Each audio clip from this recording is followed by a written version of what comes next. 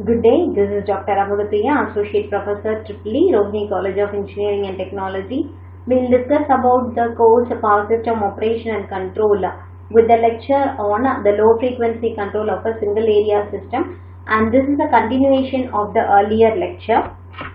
We have already discussed about the single area control where a large number of motors and generators will be taking place in order to control the particular area, and their control area is also being defined by some number of machines which are going to take place in the control process. Actually, the basic requirements to be fulfilled for successful operation of a single area control system is that the generation must be adequate to meet all the load demand. The system frequency should be maintained within narrow and rigid limits. The system voltage profile should be maintained within reasonable limits, and in case of interconnected operation, the tie line power flows must be maintained at the specific values. So obviously, starting, what are the if the generation is not adequate to have a balanced load demand here, what are the alternatives you can do in order to maintain these basic requirements?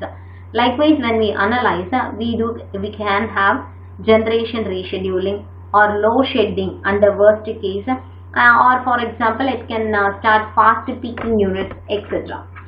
So under these conditions, you can see this is a single area system, and the respective transfer functions of the components are being given here.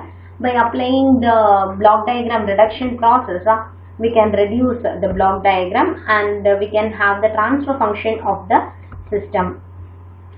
And this will be regarding the final expression, which is del f of s is equal to minus del pl kp by tp into 1 by s plus r plus kp by r tp into 1 by s.